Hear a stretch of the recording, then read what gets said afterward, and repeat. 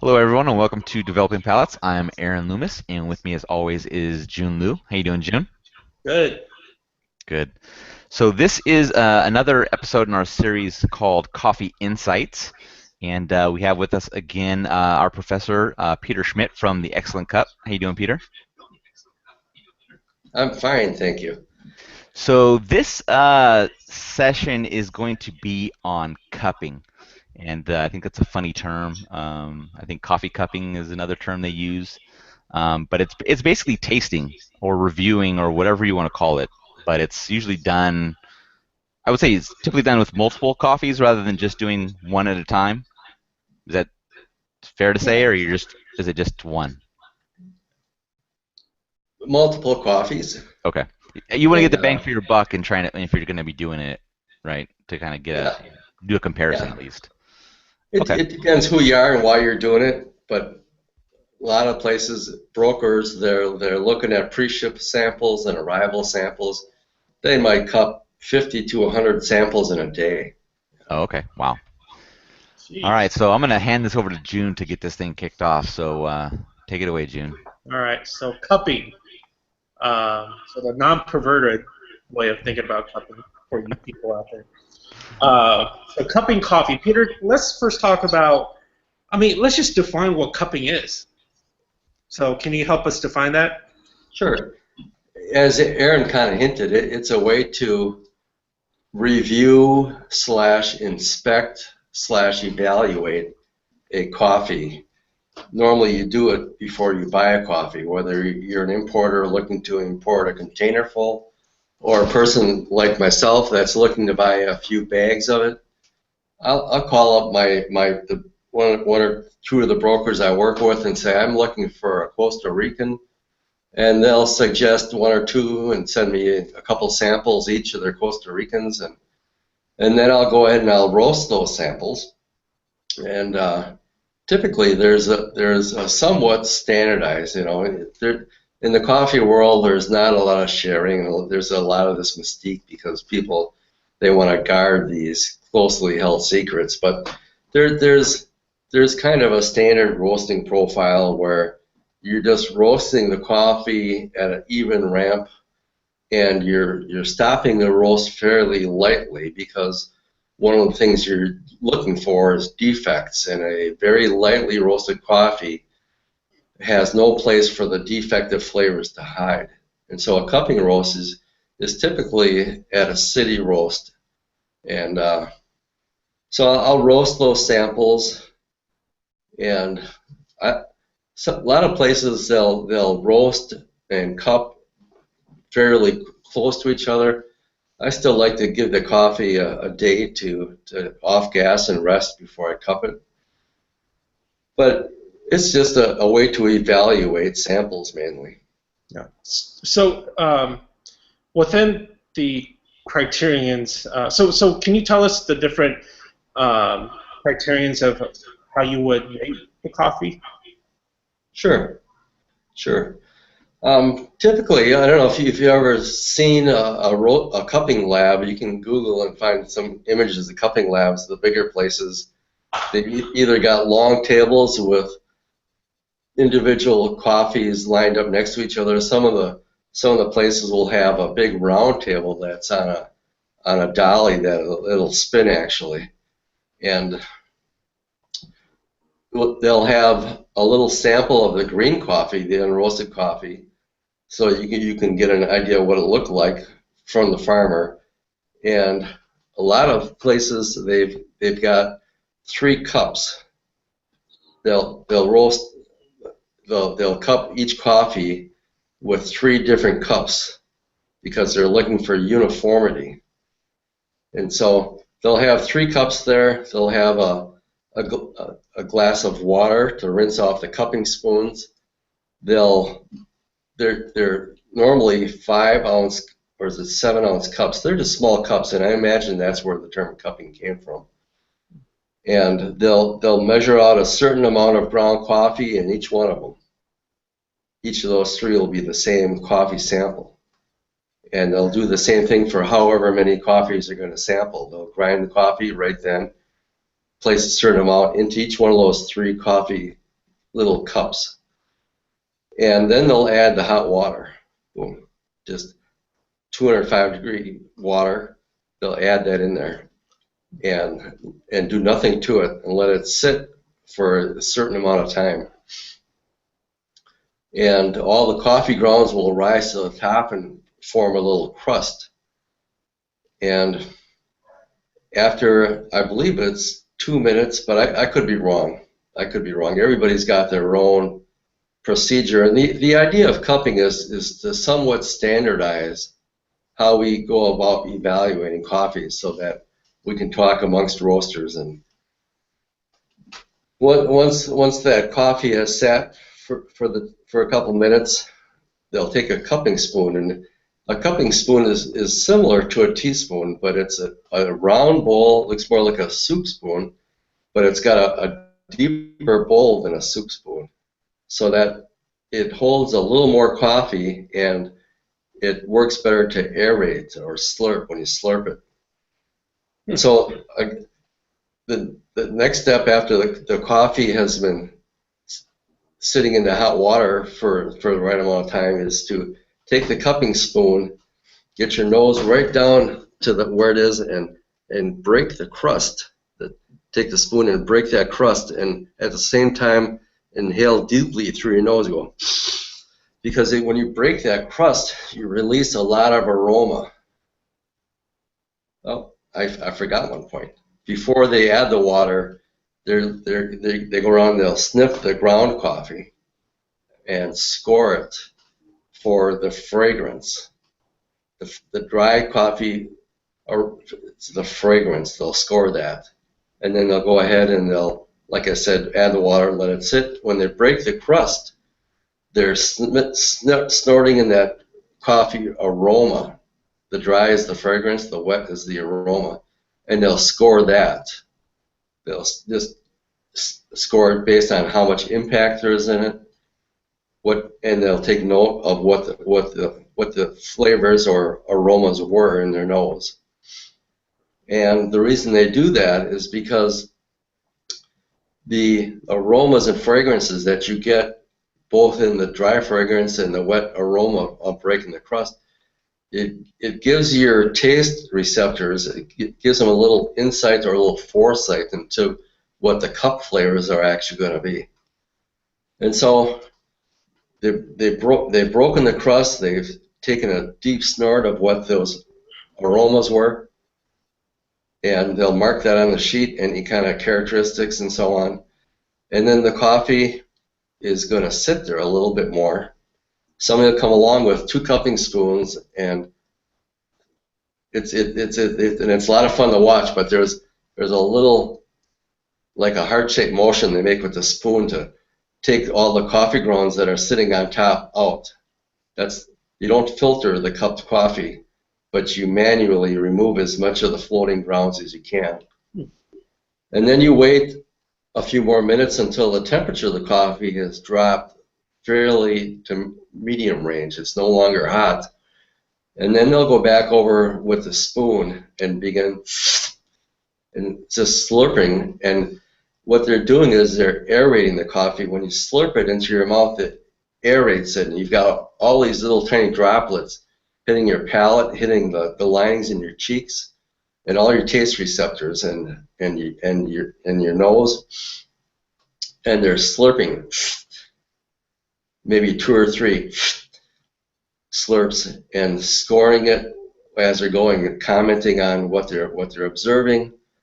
And they're going from 1 cup to the second cup. Remember, I said there's 3 cups for each single coffee sample.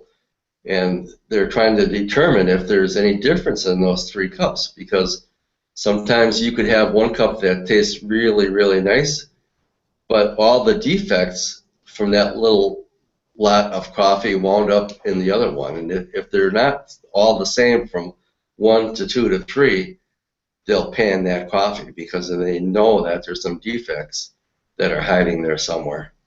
Yeah. This is really interesting. I draw so many parallels with reviewing cigars, both on the pre-light, before you light the cigar, you smell the wrapper, we do a cold draw. We smell the foot and get all the characteristics as much as possible. And then the construction of it, we feel it around and see how well it's rolled and bunched. And also within, especially the super loud slurping that is pretty unique to the cupping world. Really, it's no different than tasting wine when people draw air into their palate to open up the wine and to really get more of the sensations through the nose and then especially through the nasal passage. So Sure. Just like the pre-light ritual that you mentioned, the smelling of the wrapper, the cold draw, the smelling of the foot, that's all designed so that your brain has an inkling of what to expect once you actually begin drawing smoke through it. Mm-hmm. And Yeah. it's the same way with smelling the crust and smelling the ground before you add the water to it. Hmm. In cupping, is there typically a direct correlation between, I guess, pre-water versus after putting water into the cup on the experience? I'm not quite sure what your question is, Drew. So in the cigar world, I rarely whatever I get out of the pre-light experience is what the actual smoking experience is like. Okay. So is that like that in cupping? It can be. Sometimes I notice that the ground coffee, the fragrance or the aroma from breaking the crust isn't followed through in the cup flavors. Generally, there is some correlation to it. More often than not, there is a correlation, especially in the aroma, the breaking the crust, because you're actually smelling that wet coffee. I see. So, But there is some similarity though, because it's harder to predict the cup flavors from the dry grounds, much like it's hard to predict the cigar's flavor by the cold draw. yeah. And I don't know if I think you may have touched upon it a little bit earlier, but is there standardized or certified professional cuppers out there? Like kind of like they had the wine, you had the SOM program, and then beer and the Cicerone.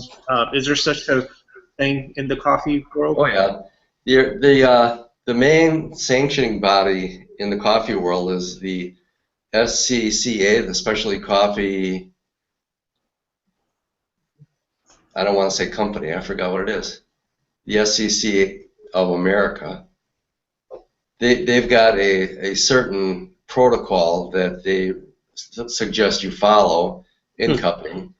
They've got classes. They hold 2 conventions every year that you can take classes at that are sanctioned, and that after you've passed these, and they're fairly rigorous and they're not cheap either. They're kind of expensive to go through these classes, but you have to kind of prove your mettle to show that you can determine what kind of defect, because there's certain classes of defective flavors, and you have to be able to determine what kind of defective, which coffee you're out of a certain number is defective, and so on and so forth. And after you've gone through these classes, they'll give you a certification of being a certified cupper.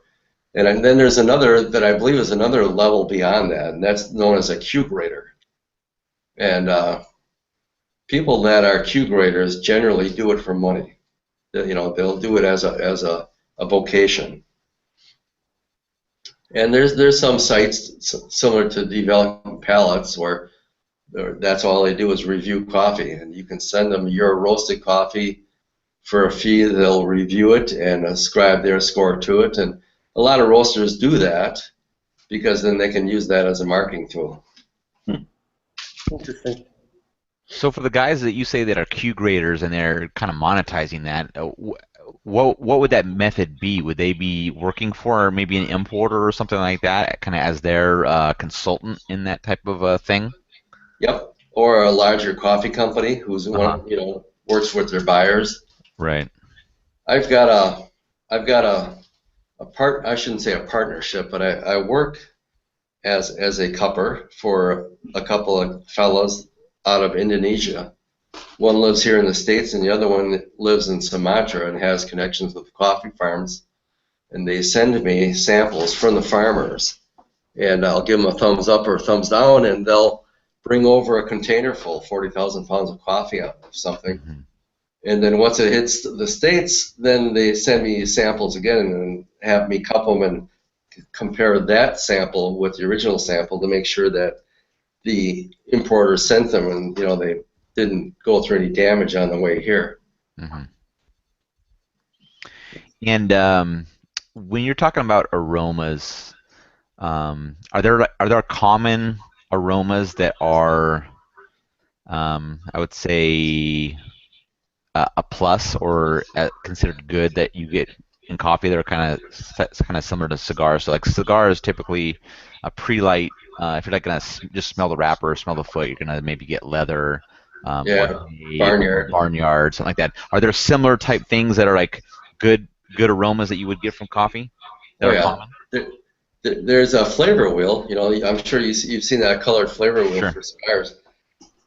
There's been one like that for years and years in coffee as well that has certain branches or certain categories of flavors spoke around it. Like Mm-hmm. this is in wood, this is in fruit, this one's in leather, this one's in berry, and you can work your way around that. And Mm-hmm. on the other side of it is another flavor wheel of defective types of flavors. And what are the kind of some of the typical defective flavors that you would say that this is a whatever it is bad? When we For talk me, about cigars, we talk about barnyard. Someone that doesn't know cigars would say barnyard must be a bad aroma that you're getting, but it's not the case. So maybe somebody would say maybe there's something that someone would think is good, but it's actually bad in coffee.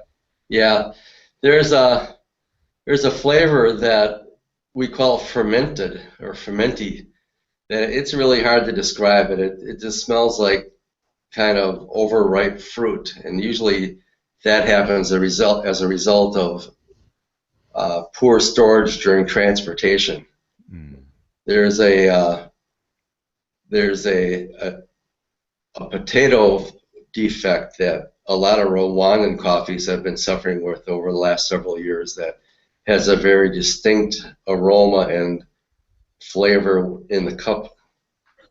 And it can run the gamut. I've had some that taste like creosote that was just Oh wow. Well, just terrible.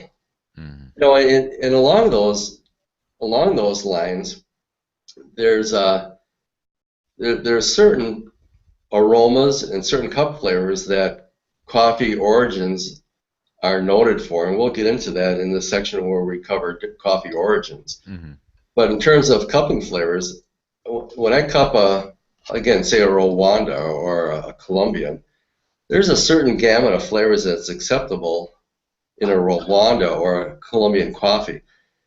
But if I taste something that, even though I might say this is a pleasant flavor, but it doesn't belong in a Rwanda coffee or a Colombian coffee, Right.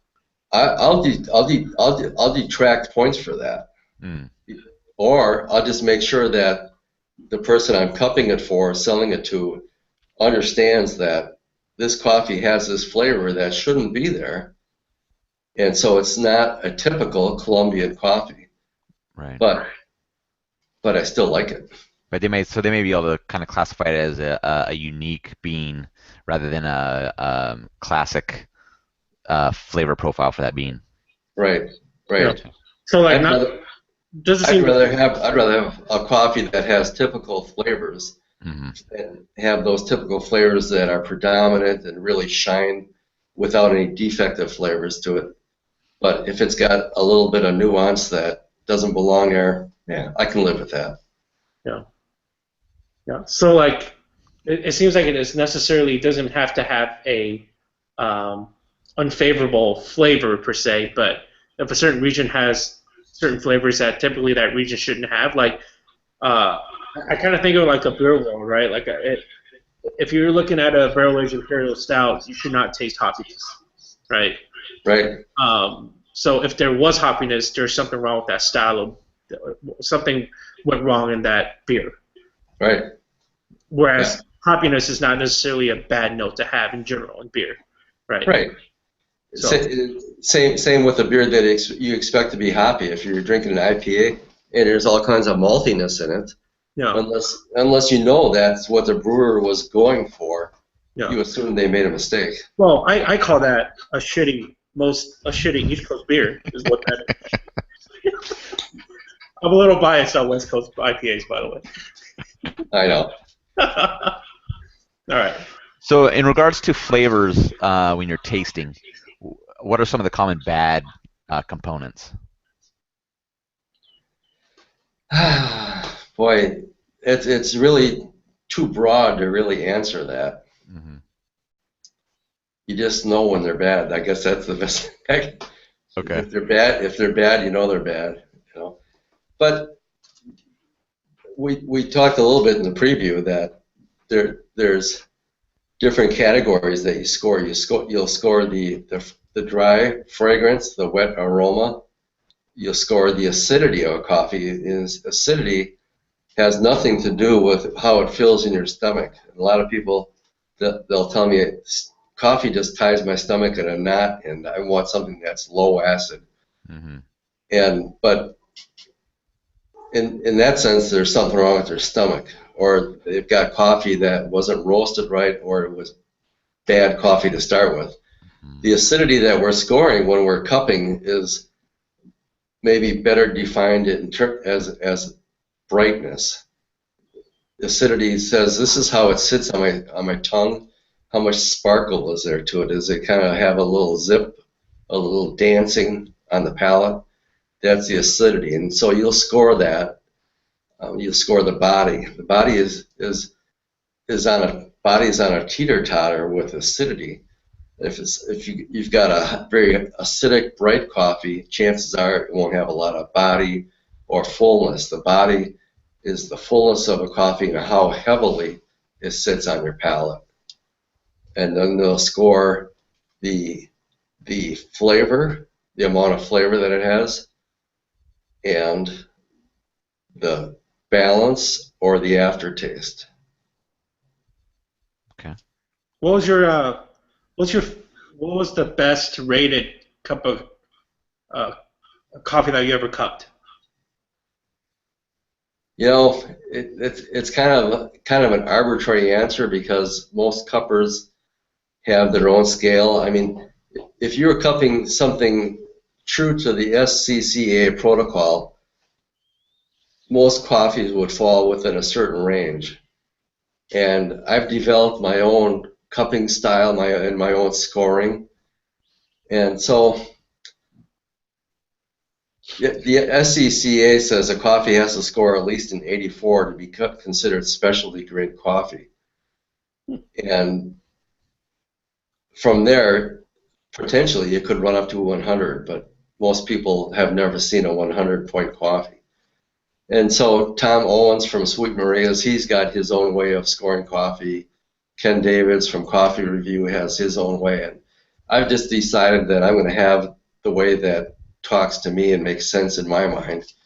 And so if a coffee, after I've added up the different categories, doesn't come at least to an 86.5, I'm not even going to consider it. Most of the coffees that I have fall within an 87 to an 89 point. That dry process, you're a chef that you've gotten from me a few times. I think I rated that one at an 88.5. Okay.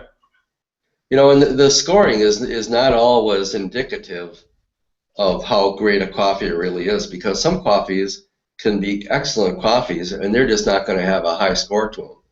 Yeah. Say, for instance, a Sumatra, it's very low acidity, so it's always going to score low in acidity. And it'll have big body, but the body score won't offset the fact that it has no acidity to it. Hmm. And the flavor doesn't have a lot of punch to it. And so it scores adequately, but not very high in the flavor category. Sure. And so I might have a Sumatra that is a very good Sumatra, and it's scored at 86.75. And I might have a Kenya that is very bright, has a lot of punch in the flavor, and it might have scored an 88. And neither one is necessarily a better coffee, even though one scored 2 points higher than the other one. Mhm. Hmm.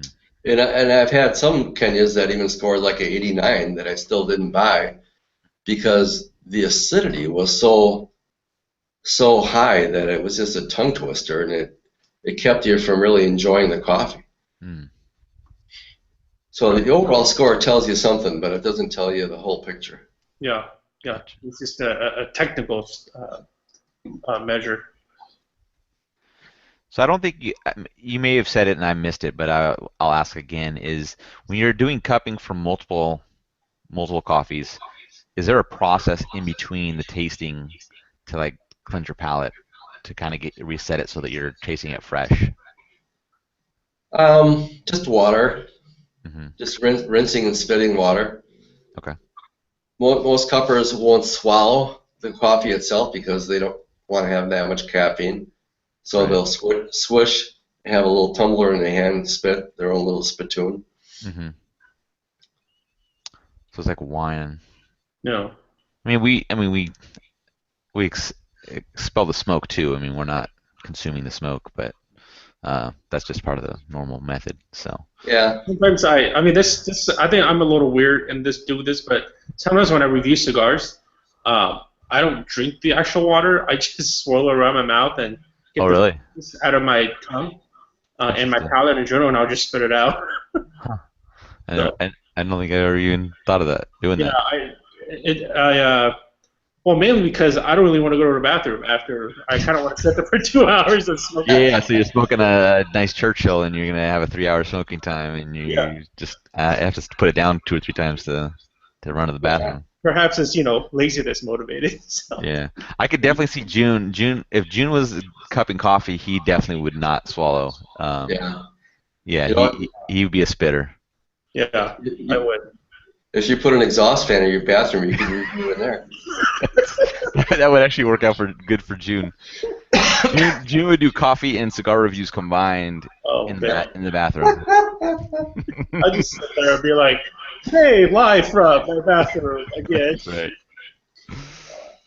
All right. Well, is there anything else that we should know about cupping here you'd like to mention? I think that pretty well covers it. Cool. So it kind of seems like cupping is something that is informal as when I go to a beer tap room and we do a bottle share. Everybody brings a bottle of beer and we rate it and we talk about it. And it could be something as incredibly standardized and formal and on a grading scale, kind of like what we do for developing palates for cigars. So, Yeah, I've seen both ends of the spectrum. I've had some buddies come together and cup coffees because they want to split a bag and buy it together. And I've seen owners of coffee shops or importers that are buying tons of it, and they're dead serious. And mhm. one of the general rules, and it's not quite the same in cigars, but when you're cupping coffee in a group, you wait until everybody's had a chance to work them all over fairly well before you start to share any of your own reflections. Just uh, because that power of suggestion is so strong. You've seen that in cigars too. You're picking something up, and I know what that flavor is, and until somebody says that's orange zest, or you right. you don't get it. But as soon as somebody says it, that's what that is. Yeah. And Yeah. so that's why in cupping, you keep your mouth shut until everybody's formulated their own opinions. Mm. Yeah. Yeah. Which is why, by the way, to our listeners, when we review cigars, Aaron and I actually don't talk about the cigars together until we actually do the video series, and we don't Exactly. read each other's reviews. So, Mhm. Yeah, I appreciate that. yeah. All right. Well, we want to thank Peter for dropping some more knowledge for us. Thank you, Peter. Yeah, thank you for having me. And be sure to go to theexcellentcup.com, order some coffee. Excellent stuff. You'll become a repeat customer once you do. June's a testament to that for sure. For sure. And check out our site, developingpalace.com, especially if you just caught this through YouTube. Subscribe to us on YouTube. That way you get notified when new episodes in this series and various other videos that we put out come out.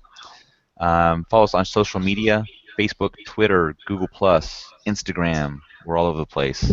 And thank you again. Thank you, Jiunn. Well, We will catch you on the next episode in this series. thanks.